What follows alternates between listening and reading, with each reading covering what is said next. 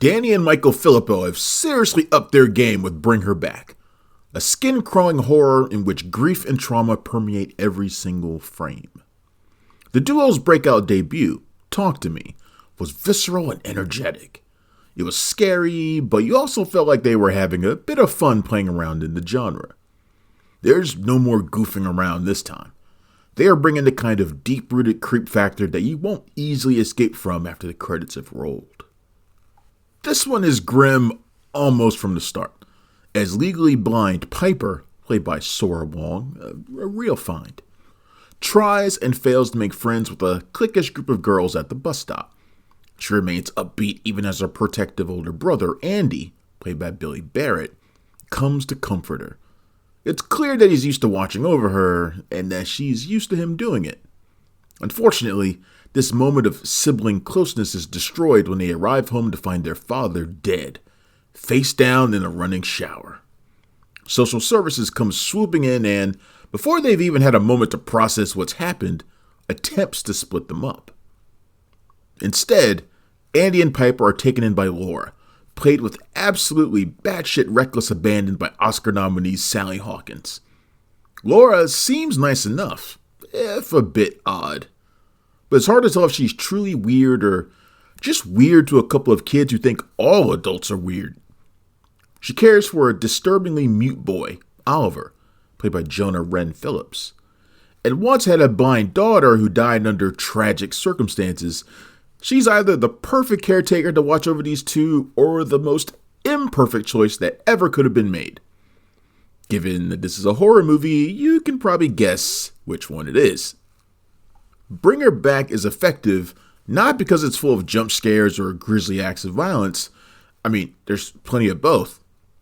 It's the emotional damage being inflicted by this monster of a woman who seems to be feeding on it.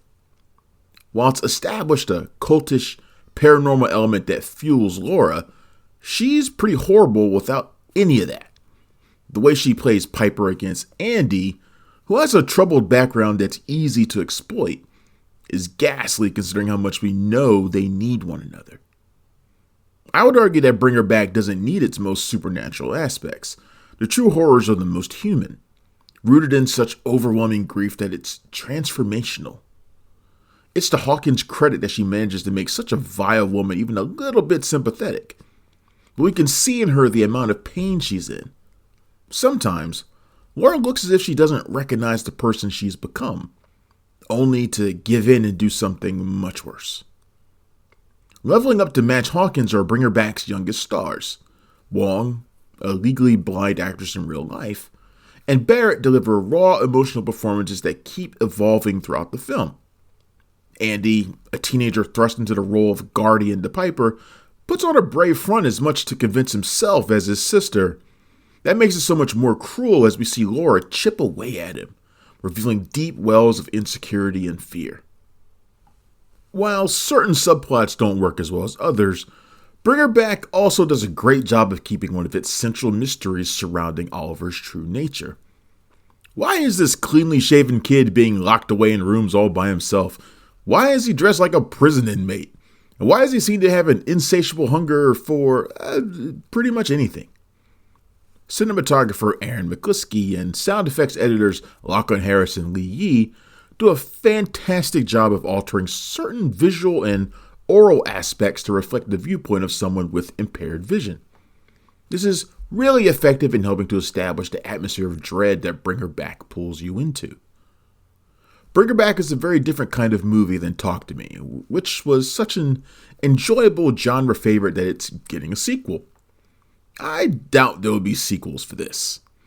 It's just so dark, even in the end. You'll need to cheer yourself up with something happy when it's over. I mean, go get some ice cream.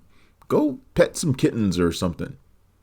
But when that's over, chances are your thoughts will drift back to Bring Her Back and the maternalistic monstrosity that Hawkins and the Phillippou Brothers have created.